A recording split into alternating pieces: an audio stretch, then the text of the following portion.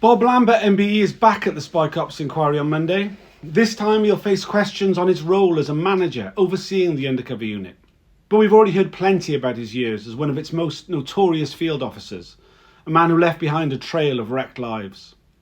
From 83 to 88, using the stolen identity of a dead child, Bob Robinson, Lambert infiltrated London Greenpeace and animal rights groups. He became highly influential, encouraged direct action and co-wrote the famous "What's Wrong with McDonald's" leaflet that sparked the McLibel trial.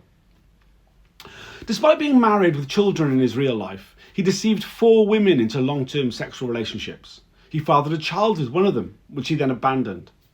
She described it as rape by the state. He admitted that none of the women would have ever consented to having sex with him if they'd known he was a cop.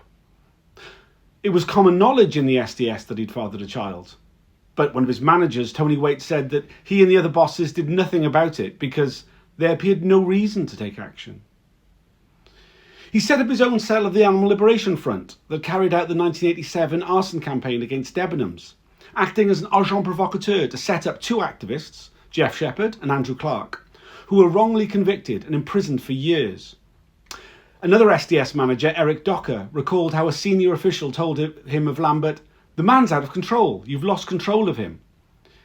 Another officer, HN56, Alan Nicholson, described how Lambert would throw management out of the room to run his own self-appointed Court of the Star chamber. A further officer said that Lambert pinned him up against a wall and threatened him.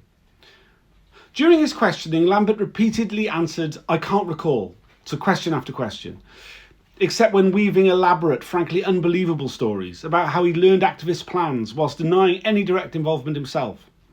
His long-winded, contradictory non-answers were a deliberate attempt to run down the clock and obscure the facts.